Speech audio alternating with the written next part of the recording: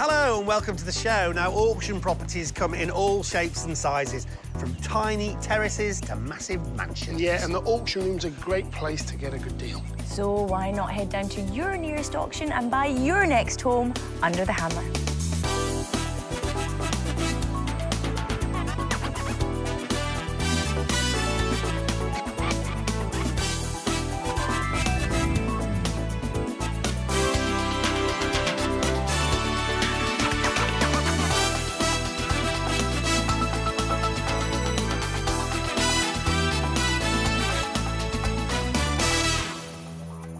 Knowing the ropes can give you the edge when buying a property at auction.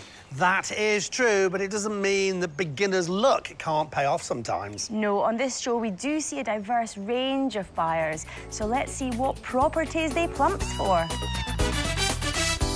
In Sittingbourne, Kent, we return to a pub that set Lucy's heart fluttering. Oh, pubs are always handsome buildings.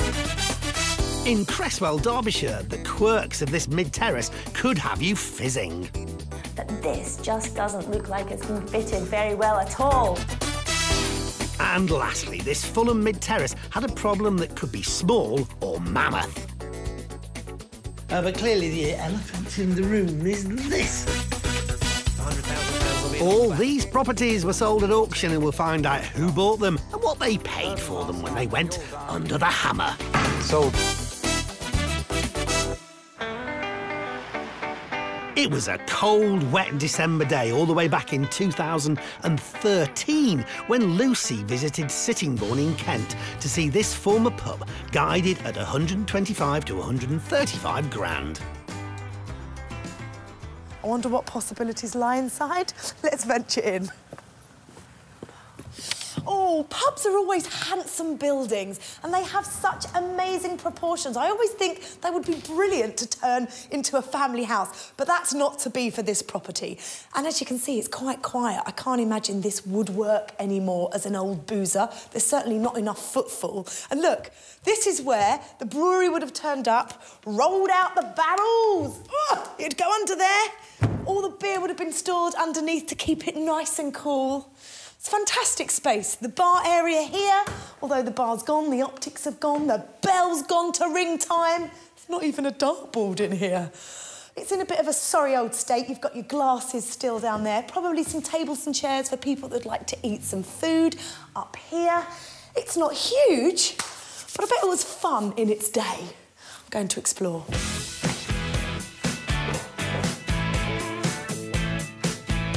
So, naturally, the obvious question was, what would you do with this place?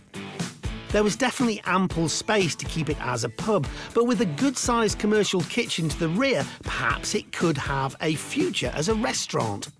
Of course, there was also the possibility of turning it into a residential property. Upstairs tied into that nicely. So this was obviously the living accommodation above the pub. The sitting room, I take it, you can see by the fireplace here. So quite a good space. You've got nice big windows there. But from where I'm standing, there's a big old corridor with room going off to another room and another room I'm going to explore. Down that long hall, there were 3 bedrooms and a large family bathroom.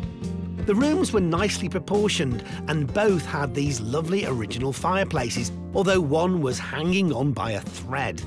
Somebody's had a real good old go at ripping this out of the wall. Sadly, it's a beautiful old fireplace. And it's a nice room, in fact. You've got this lovely window, so could be a bedroom or a sitting room, bedroom through there, bathroom, another nice room, which is the mirror image of next door, again, with this lovely window. Now I've had a chance to walk around. I'm just thinking, if you were to develop this and turn it into flats, it would almost be too much of a luxury to have this as one flat. You know, it's just too big. There are too many rooms. And if you wanted to carve it into 2 separate flats, well, I think then it would be just that bit too small. Leave that one with me. I need to think about it. While the pub might not have any beer, it did come with a fair chunk of land. There was a back courtyard, some outbuildings, and a sizable beer garden. While there was no pub grub cooking here, there was a smell of potential if you could overcome one problem. The land here was at a higher level than the rest of the plot. Whatever you do with this old pub will depend entirely on what type of planning permission you're able to get from your local council. They may have restrictions on what they will allow you to do with certain types of properties in certain areas, especially in these difficult economic times. Is there a lack of affordable housing in the area, or is there a pressing need to develop businesses and create jobs? Different local councils will have their own priorities when regenerating an area, so you've got to do your research and speak to the local authority to find out what they want and what they are likely to grant planning permission for, and then you can start using your imagination.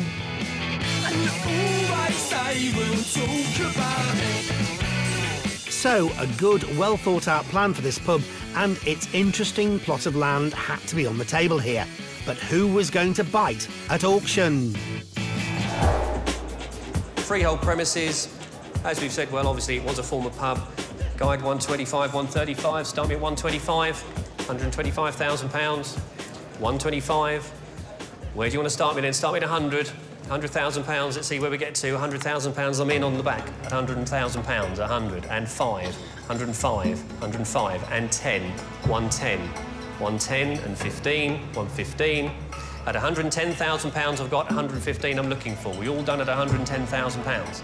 Can't tempt you any further. Nope, OK, well, come and talk to us. The lot failed to reach the reserve price set by the vendor, so there were no successful bids in the room. But a deal was done at £113,000 with local property developers Sunil and his wife Geeta. And it was quite a surprising buy as far as Geeta was concerned. Well, when Sunil came home, it was, I thought it was quite ironic that, you know, he came home and told me that we'd bought a pub and he doesn't even drink. So why did you buy the pub? Obviously not to turn into another pub, I take it. It's a good investment for us, and it's, you know, if it's a pub today, it could be a school tomorrow or something else, so... What do you know about this building? Is there any restrictions on this property? The history of this is it's always been a pub, but it's not been a successful pub. It's changed hands 6 or 7 times in the last 10 years, which is, in a way, good for us, because when we're making planning application, we can show that it hasn't been viable, and it's not just the business owner, it's a number of business owners. So it's all about going for change of use, obviously? Absolutely, yes. Yeah. So what sort of ideas have you got for this place now? Well, initially the idea was to turn it into 3 flats, 1 upstairs and then 2 downstairs. But we've also been investigating the possibility of turning it into a special needs school. OK, really interesting. Now, why have you gone down that avenue, and why a school in particular? It's just as an opportunity arose, we were talking to one of our current landlords, and he said he'd been approached by the council and they were looking for a school, a special needs school with 4 classrooms in the area. So he came down and measured up and said, yes, we should look at this possibility. Now, am I missing the huge opportunity, which in my mind was that big old redundant piece of land out the back? You can't use it for parking. Could you extend? I don't know. I mean, that is just like a redundant plot of land. Is there any way you could get access onto that from the neighbouring property? Absolutely, because I think the neighbours have already done, they've taken away, it was the same. So it's an opportunity for us to take that away and flatten and then maybe build something facing the road on the other side. I mean, they're both on completely different yes. levels, yeah. so you'd have to sort that out straight away, wouldn't you? Yeah, but I think you spotted a good opportunity there. Sunil and Geeta had a few intriguing opportunities with this old pub, but no definite plan, and so no definite timescale or budget. However, they earmarked £30,000 for whatever the work was going to be. It was 13 months later when we returned to see what they'd managed to do. 3 flats had been fitted into the old pub footprint, but Geeta was a little regretful that the special needs school hadn't been possible. That would have been our first choice, but time frame by which we would get an answer and some kind of an agreement was just too long. So we couldn't really wait around because we needed to get the project underway. So instead of the school, Sunil and Geeta received planning permission to separate the pub into 3 separate flats. Upstairs, the layout of the 3-bed flat remained the same, but it had been modernised with an open-plan kitchen and living room. and they had retained some of the original touches. The bedrooms had been decorated with new windows installed.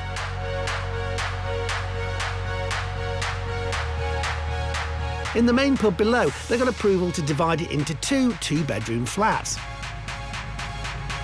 Even though the imprint of the old building was visible here and there, it was easy to forget this was once a public house. The flats offered modest but comfortable surroundings, so not surprisingly, perhaps, they had already been rented out. It also seemed Sunil and Geeta had no issues whatsoever finding tenants to move in. People were interested as soon as we started doing the works. They were really interested in what's going on in the old pub. Even before all 3 flats were ready, we had tenants who were ready to move in, so that was really, really great. With that part of the project secured and a reasonable yield of 7% from the rent, Sunil and Geeta weren't calling time on this former pub just yet. After all, remember, Lucy was keen on them developing that plot of land out back. Well, join us later in the show to see what Sunil and Geeta did next.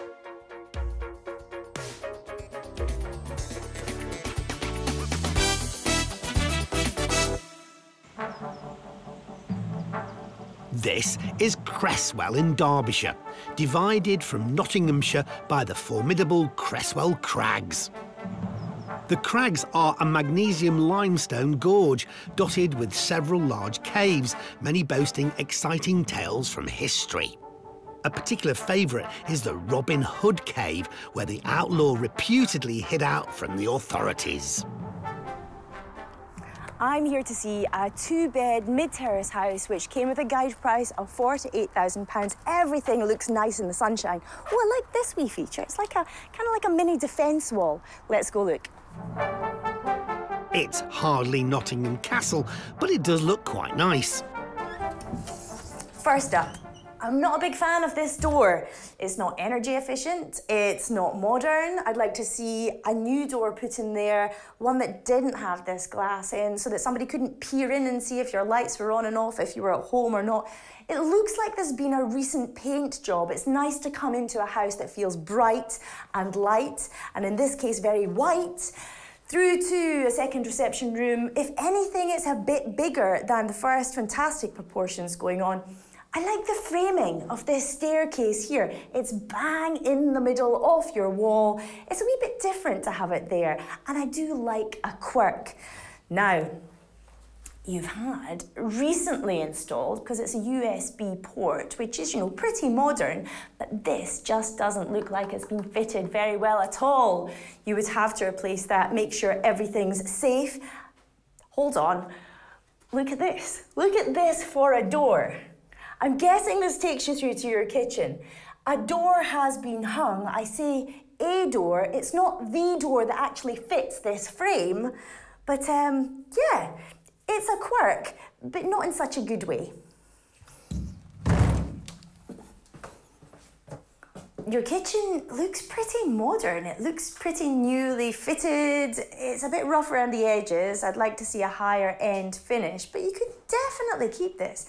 The thing about this house is it's a bit of a TARDIS from outside. It looks teeny, and then it just keeps going back and back. It's very, very long.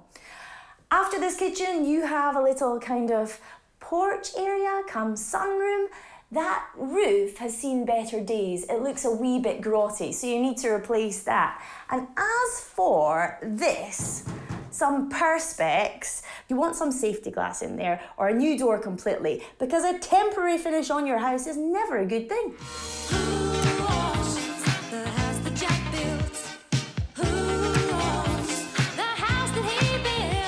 The overall finish is a bit rough and ready here and there, which calls into question the things you can't see.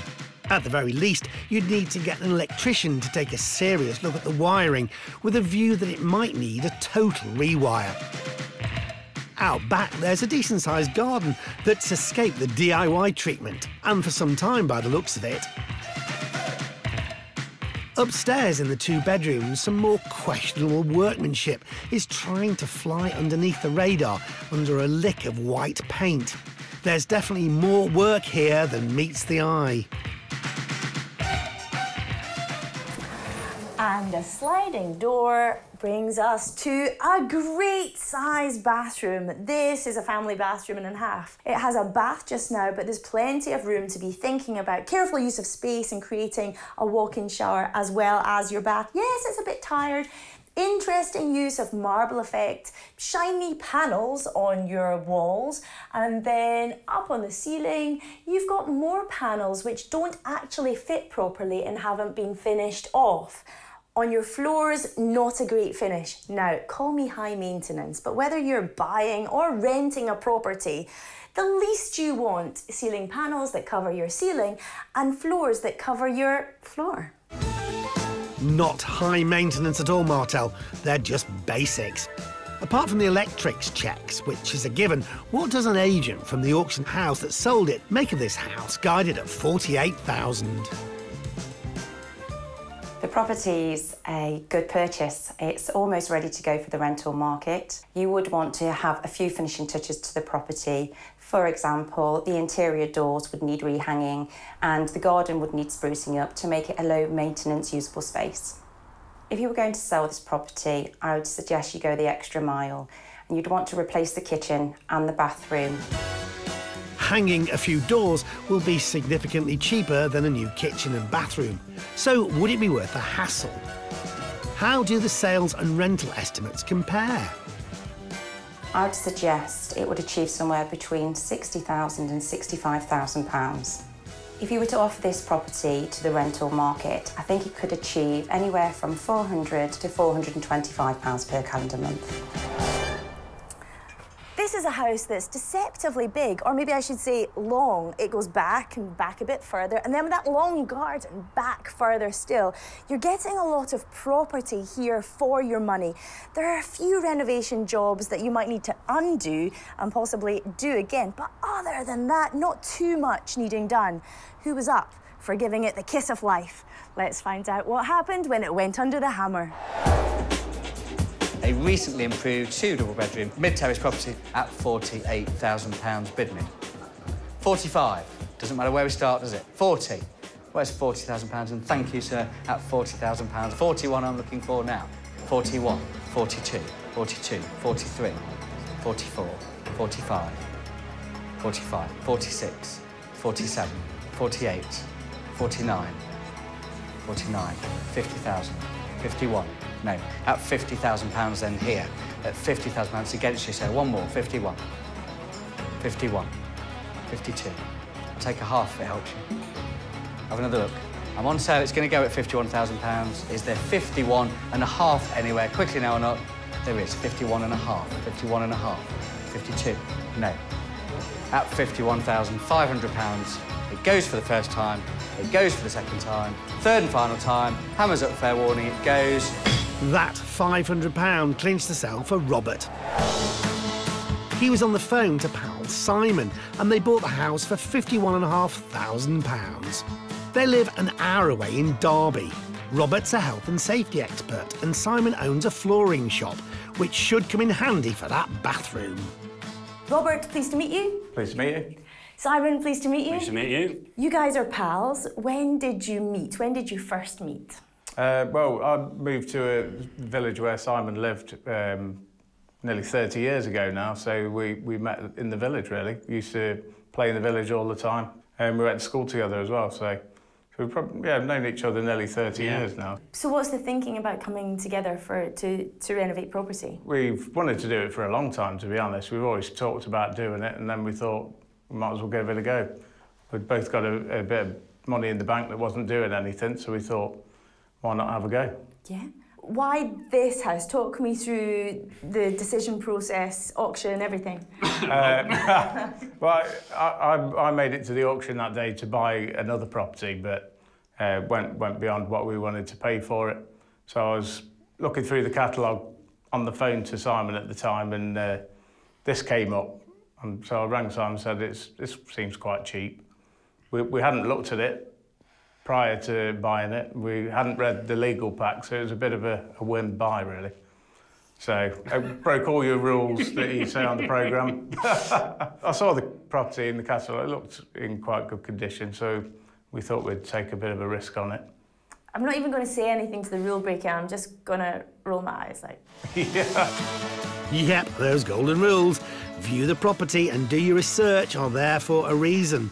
We'll let them off with an eye roll this time, as they're not exactly wet behind the ears when it comes to property. Robert's bought at auction before, and Simon has a small rental portfolio. But this will be their first as a team. As I've been walking around, I've noticed a few renovations have been done. What's your thoughts on them? There's some good bits and some bad bits, to be honest with you, but we'll try and rectify them. Just another challenge we'll do. And make sure it's safe, because we're going to let it out as well. It's important that we get everything done properly. So your fire alarms and yeah, we'll get everything checked and up to standard. In addition to getting the house up to scratch from a safety perspective, they'll be decorating and adding new floor coverings downstairs, courtesy of Simon. They'll be keeping the bathroom and kitchen and tidying the garden, as well as adding new fencing. What's your budget? Probably about 5,000. Yeah. That'll get everything that we want to get done, and then should be all ready to rent them. And how long do you want it to take? I would imagine maybe a couple of months. 2 or 3 months, isn't it, really? Yeah. Not long. How are you going to balance that, given you both work? Difficult. And you don't live near here. Yeah. No, we're really busy at the minute. And we're both busy with work, yeah. But we'll get through. We'll get friends and family to help out. Yeah. Are you going to be doing a lot of work? We'll do as much as we can, yeah. And then we'll get trades and then to do the things that we can't do. So electrics and plumbing, stuff like that, really, yeah. Yeah. Well, anything else, yeah, we'll have a go at, really. You're good pals, you've been good pals for 30 years. Will that last the test of a property renovation? Hopefully, yeah, but time will tell, I suppose. Yeah. But yeah, I'm sure we'll be fine. That's good. Yeah. It's been lovely to meet you and best of luck. This is exciting. Simon and Robert are childhood pals, and now they're embarking on their first property adventure together. Hopefully not a lot needs done here. Well, I say that. Those renovations, I think they need redone. Will that £5 budget stretch? You can find out later in the show. Still to come, I've got designs on this Fulham lot. So let's talk about what we could potentially do with it. Here's a bit of a curveball. And we return to Derbyshire to see how Simon and Robert got on with their blind bought lot. Apparently that was a bad thing.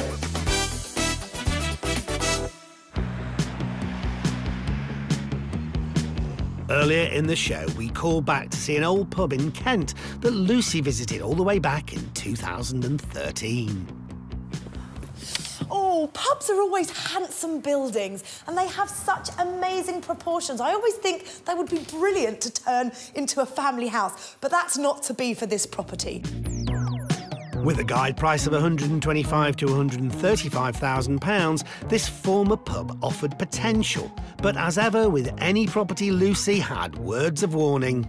You've got to do your research and speak to the local authority to find out what they want and what they are likely to grant planning permission for. It was bought at auction for £113,000 by Sunil and Geeta. And Lucy gave them a pretty helpful tip. Now, am I missing the huge opportunity, which in my mind was that big old redundant piece of land out the back? You can't use it for parking. Could you extend? I don't know. I mean, that is just like a redundant plot of land. Is there any way you could get access onto that from the neighbouring property? Absolutely, because I think the neighbours have already they've taken away, it was the same. So it's an opportunity for us to take that away and flatten and then maybe build something facing the road on the other side. I mean, they're both on completely different levels, so you'd have to sort that out straight away, wouldn't you? Yeah, but I think you spotted a good opportunity there. When we returned 13 months later, they had successfully renovated the old pub into 3 flats and rented them out. But they hadn't forgotten that opportunity Lucy had tipped them off to. Now, a further 5 years on, we've come back to catch up with Sunil and Geeta and find out what they've been up to. So, the old pub is much the same as the last time we were here, but out the back, where there was once a beer garden... You build me up again. You made me feel that I could win. Last night, you built me up again. Well, isn't this a turn up for the books? Sunil and Geeta levelled off the former beer garden so that it met the road at the back of their property and built this. Inside here is a one-bedroom flat and a two-bedroom flat with a parking space for each on the ground level. Lucy walked us around the bearded garden and said, "What are you doing with this?" And we said, "We don't know." We weren't aware at the time that, you know, maybe we could do something with that. But that was a fantastic idea that we were then able to talk to our local architect who was already worked on the first part and said, what can we put in here? And he came out with this design. The block has two flats, both across 2 floors, with both already being tenanted. A one-bedroom flat on the first 2 floors has an open-plan kitchen and living room to make the most of the proportions. While upstairs, there's a lovely bathroom and a bright bedroom. The second, bigger flat has stairs leading directly to this ample-sized kitchen living room on the first floor. Then up some more stairs, we find 2 beautiful bright bedrooms built into the eaves. And a good-sized bathroom. This property looks fantastic, and what a way to maximise their asset on this plot. But they weren't the only ones on this street to have the same idea. The developers further down the road who had built similar building to this one, they were basically our brother-in-law and sister-in-law and another investor that we know locally. We used the same architect, so because he had a good relationship with the council, he really knew the area, so they do look similar, all the developments on this road, because it's part brick and part cladding. We were very fortunate with our family, my sister and my brother-in-law, my brother-in-law is a really good guy and he's, you know, more of a project manager and knows about building more than we do.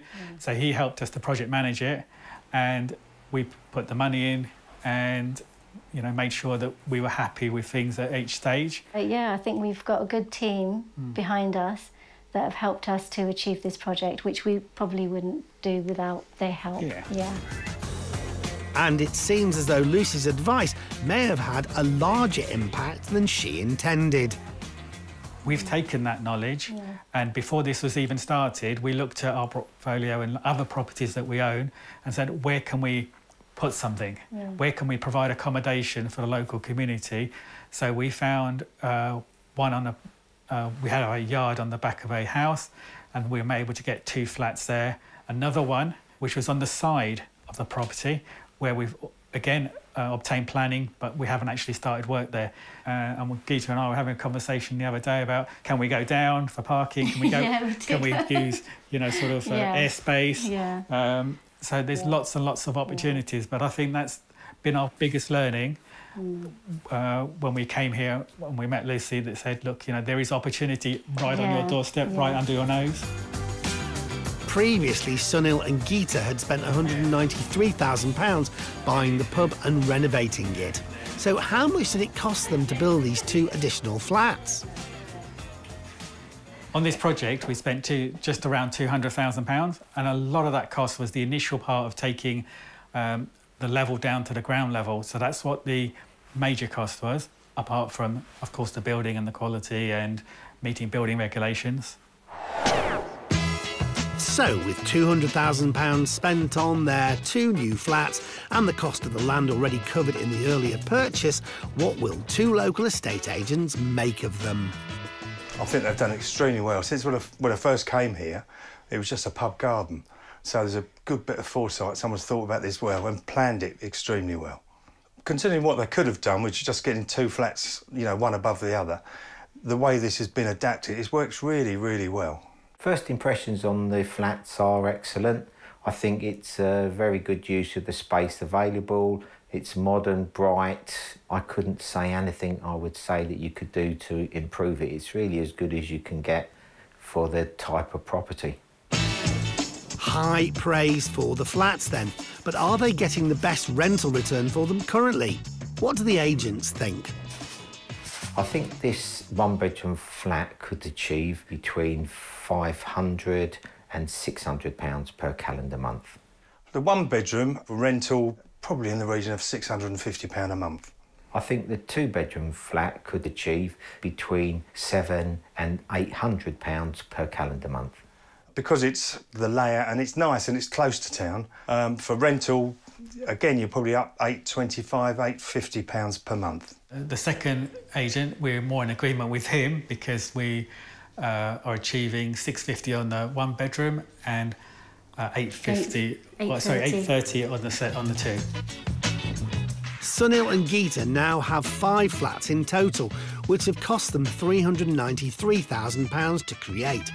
Taking all the rentals together, they are making over a 10% yield and could sell the lot and make a profit, boosted by that clever Lucy suggestion of over £300,000.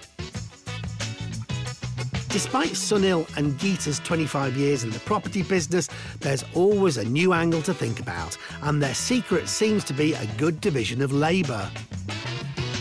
As long as we stick to our own parts of what we need to do, and I do as I'm told. Well, I don't know if that's always quite the case, but I think we do. Overall, we do work really well together because we do bring a different set of skills together.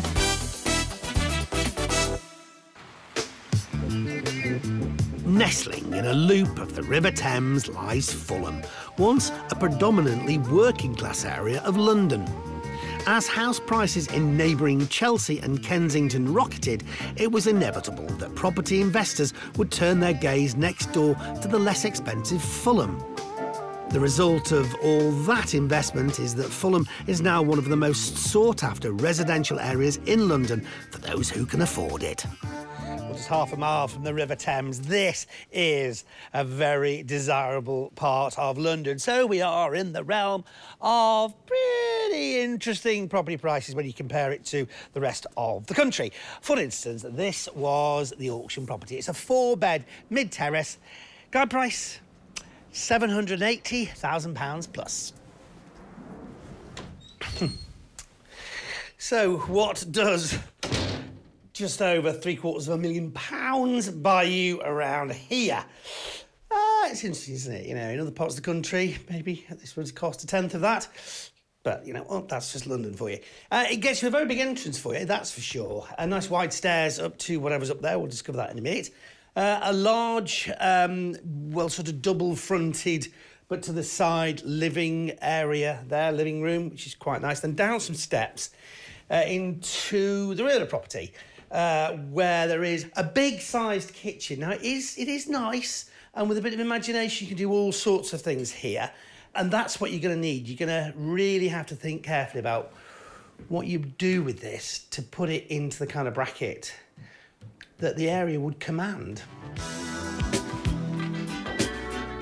A quick look at the back of the building illustrates the narrow but long footprint of the house, typical of the terraces in this neighbourhood. But goodness me, this is a rare sight in West London these days. Out of sight and out of mind. So upstairs, quite an interesting layout. You've got this little sort of mid-floor, if you like, with a bedroom there and a bathroom at the end. And up there, you've got 3 other bedrooms and nice-sized ceilings and all that kind of stuff. But clearly the elephant in the room is this. A really rather nasty crack on the stairs here. That goes all the way up. How serious that is, I do not know. It's a mid-terrace, so probably it's not that serious, but anything that big certainly wants to have a second opinion from a structural engineer. No second opinion required on the bedrooms, though. They aren't in great nick, and it looks to me like some creative partitioning might have been employed to squeeze an extra room in here. The bathroom at the back is a heady mix of pine boards and parquet flooring. OK, so we've seen the house. Now let's talk about what we could potentially do with it. Here's a bit of a curveball. This nice big entrance, the fact you've got these stairs here, that, could this possibly be converted into flats. Well, interestingly enough, that is what a lot of the other houses around here have done. So why would you do that? Well, I've just checked it out, and 2-bedroom flats around here recently have been selling, wait for it, for between, this is flat, right, 600 and 800,000 pounds. That's for a 2-bedroom flat.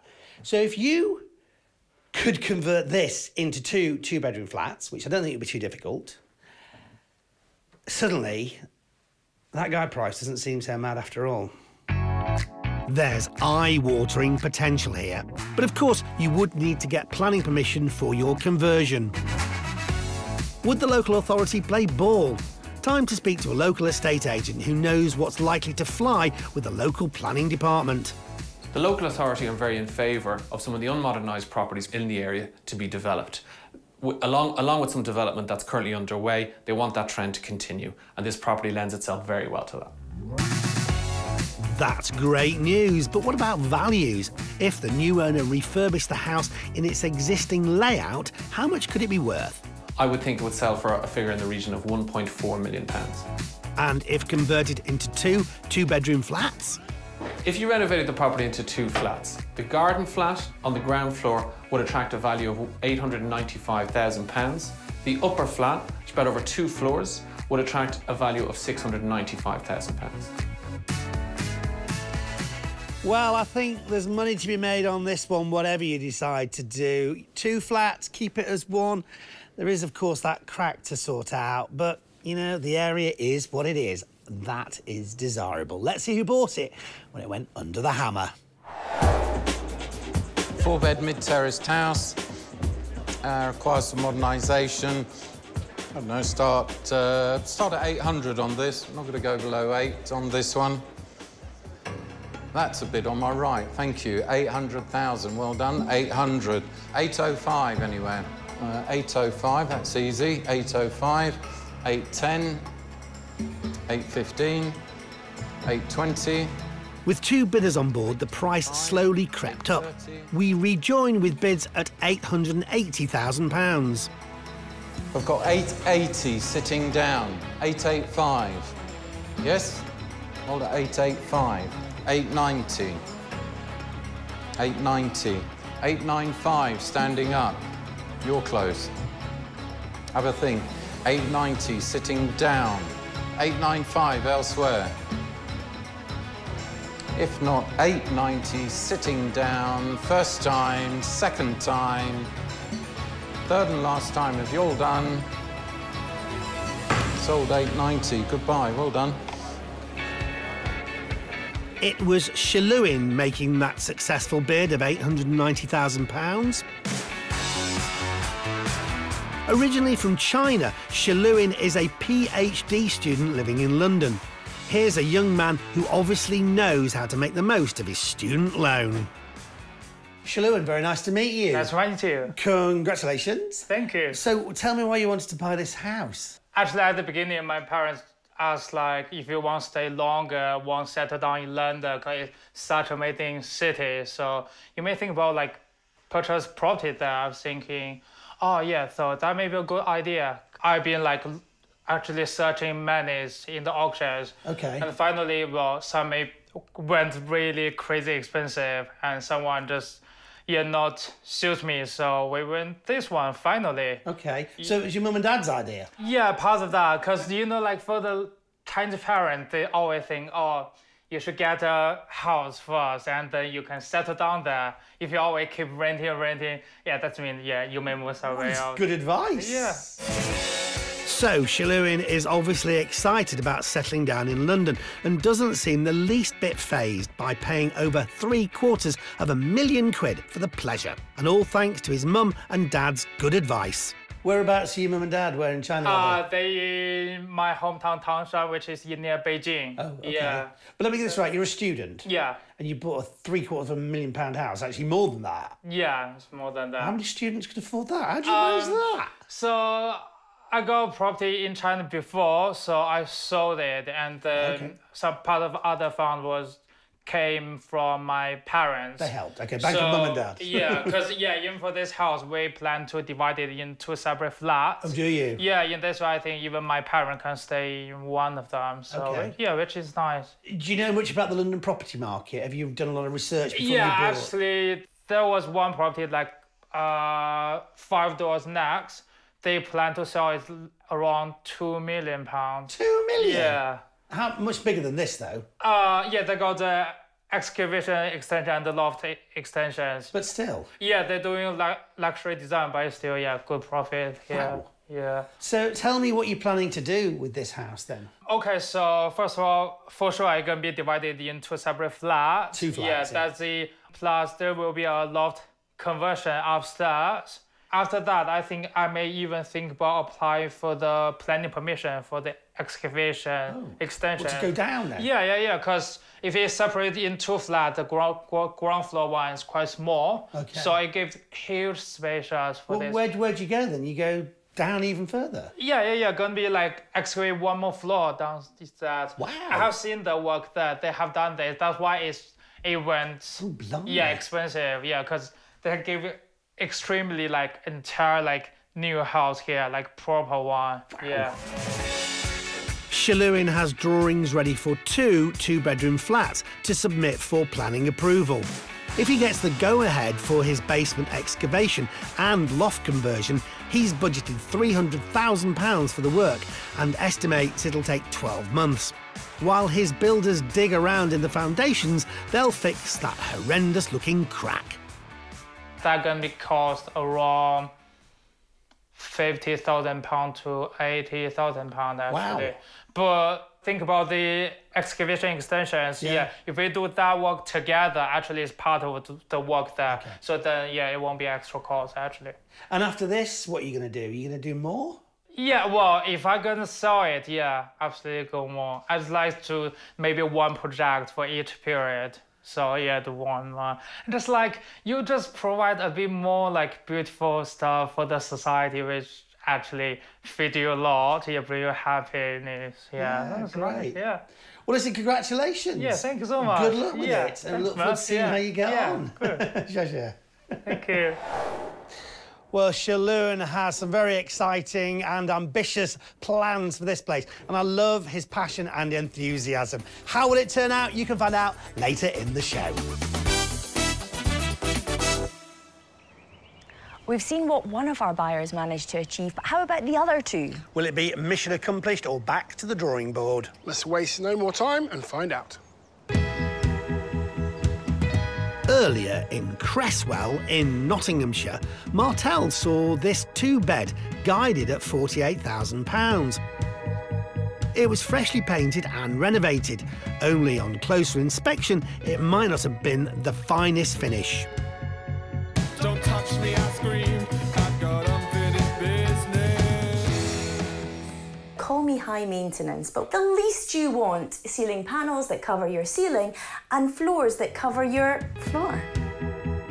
And surely it's not too high maintenance to ask for properly finished electrics, correctly hung doors, and a kitchen with all the snagging done.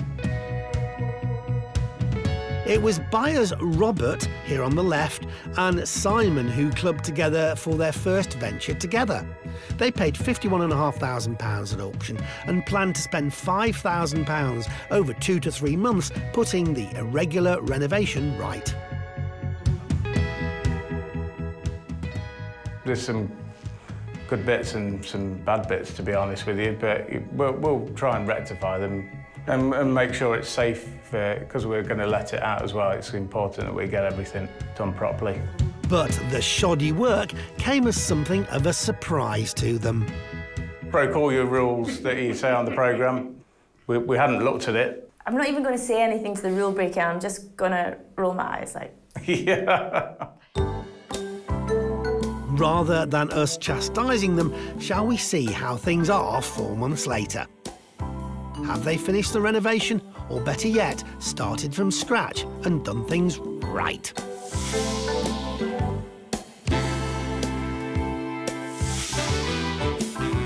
I know that more than I can see. We can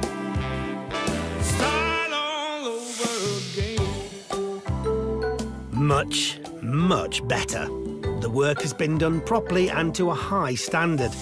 They've done a great job bringing this property back up to scratch and giving it those finishing touches. The bedrooms look much more homely. But did they uncover any nasty surprises, given they bought it blind? This is the first time I've done so much to a house. It's usually just painting and flooring.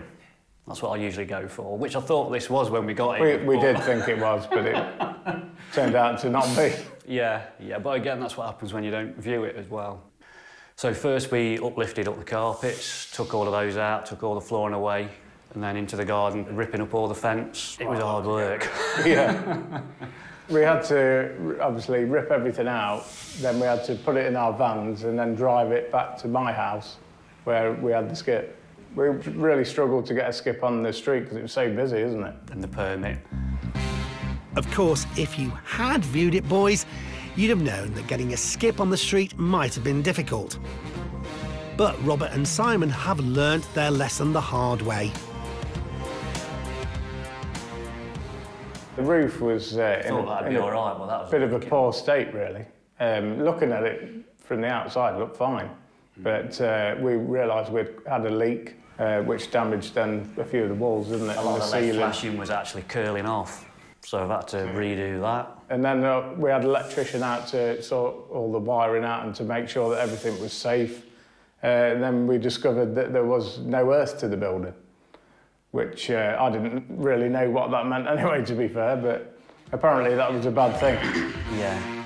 It's a really bad thing.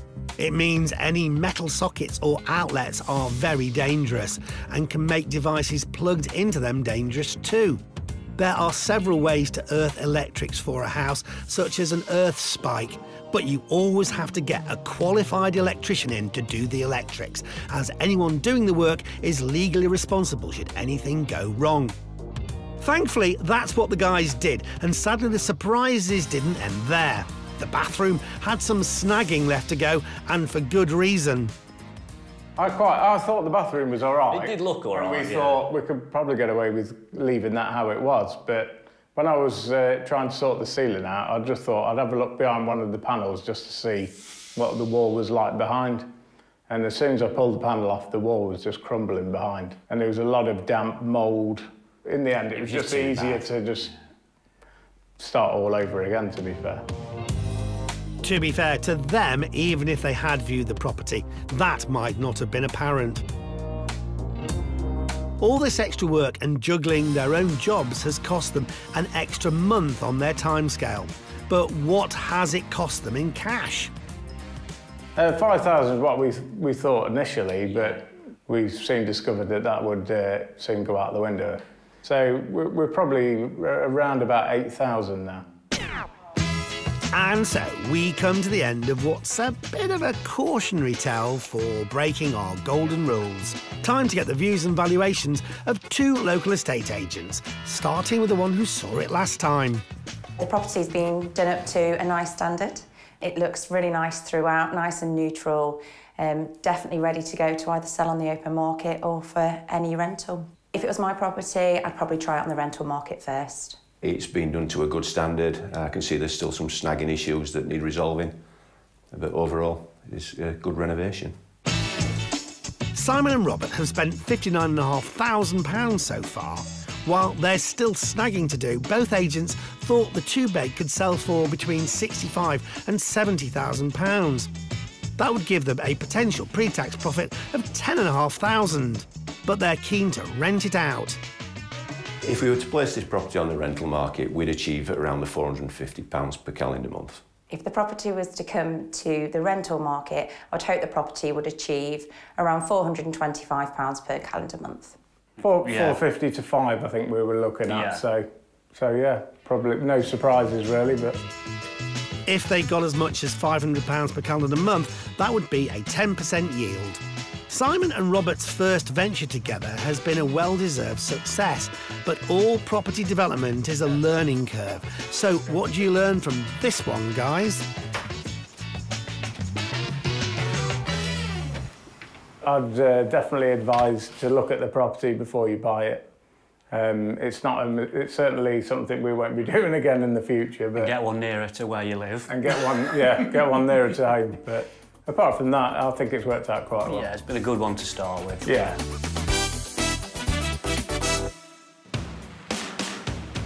Earlier on in the show, I visited the West London area of Fulham. I was here to see quite an attractive prospect. This 4-bed mid-terrace with a guide price of £780,000 plus. But what you'd get for your money wasn't bad by London standards, if it was a little dated in style. But clearly the elephant in the room is this. A really rather nasty crack on the stairs here. That goes all the way up. However, the real question was, how best could you maximise the potential profit here? Could this possibly be converted into flats? Well, interestingly enough, that is what a lot of the other houses around here have done. It proved popular at auction, selling for £890,000 to Shaluin. Originally from China, he was studying for his PhD in London, and his parents thought he might like to set down some roots in the city. He planned to split the house into 2 flats, but had an additional idea that surprised me. After that, I think I may even think about applying for the planning permission for the excavation. Well, where'd you go then? You go down even further? Yeah. Gonna be like excavate one more floor down this side.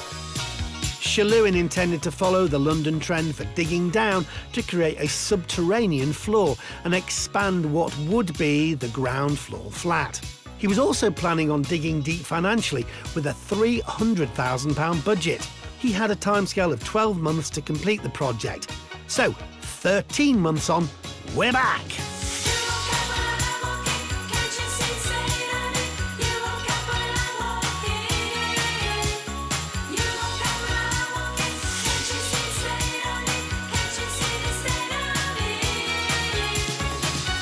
Well, clearly there's something going on here, and I guess we don't need to worry about those cracks anymore. But what is happening? We cannot split the house into 2 flats. The reason is the city council prefer to maintain at least like 20% of the house in the community. So for houses less than 1,000 square feet, they'd like to keep it as a house. But now we got the chance to build a lovely home house then, yeah. This is a reminder that it's a good idea to talk to the local planning department before making any conversion plans. An initial chat can help give an indication of what the policy is for a particular area. In this case, with the policy designed to keep a proportion of properties as family homes, Shaluin's plans for flats were scuppered, but he's staying positive. Is he still as enthusiastic about digging down? Yeah, I gave up the basement side because it just takes too much time and the front garden is not that big enough, so yes, it's not going to work. The size of the front garden made Shaluin concerned that his proposed basement level would be much too dark. So instead of going down, he's decided to go up. He's had planning approved for a loft extension, and it's not going to be reconfigured as a more spacious 4-bedroomed house. Downstairs will be a large open-plan living space, and an additional small extension will enlarge the kitchen to give it some extra dining space. On the first floor, he's planned a master bedroom with ensuite, 2 smaller bedrooms and a family bathroom. For the new loft conversion, there will be a nice-sized 4th bedroom and another family bathroom. All the professional part has been done, all the architect, planning permission part, property vault surveyors, survey, structural engineer survey, they have all been done. Now we just are taking off at the moment. You see the property has been nearly stripped out to nothing left. Nearly stripped out? That's an understatement. There's nothing left. The property may not have needed something quite so radical, but Shalewin has really gone for it.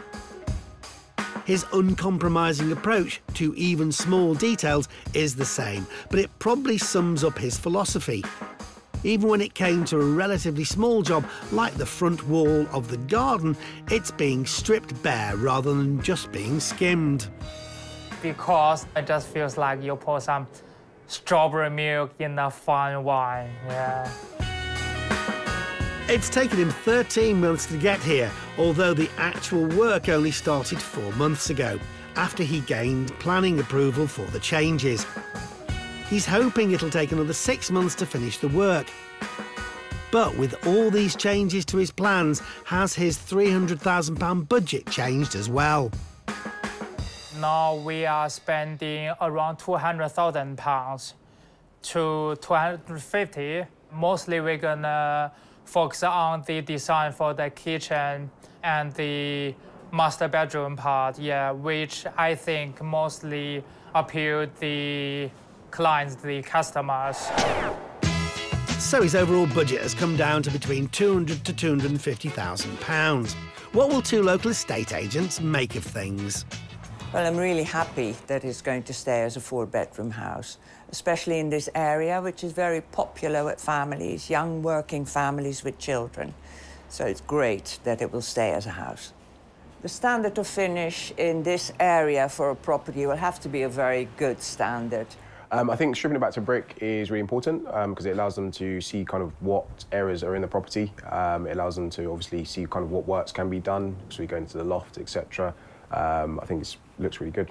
I'd say it's definitely a demand for a property like this, 4 bedrooms as well, especially given the fact that a lot of the properties in this area have been turned into flats rather than houses. Shalewin hopes that a maximum of £250,000 will allow him to get this place finished, which, when added to the £890,000 he paid for it at auction, brings his total outlay to £1,140,000.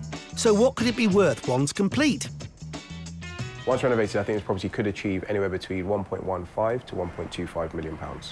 Once renovated as a 4-bedroom house, this property can achieve a price of £1.25 million. I'm afraid I cannot agree with that. I expect something around 1.4 to 1.5 next year, so we'll see who's right. So Shalewin is confident that he could potentially see in the region of £250,000 to £300,000 of profit here. But the agents think otherwise. Even so, he's not too worried either way. Well, this one is more like a test water for me. I haven't really done any investment in this area. So if I can even make a tiny bit profit from that, I'm happy with it.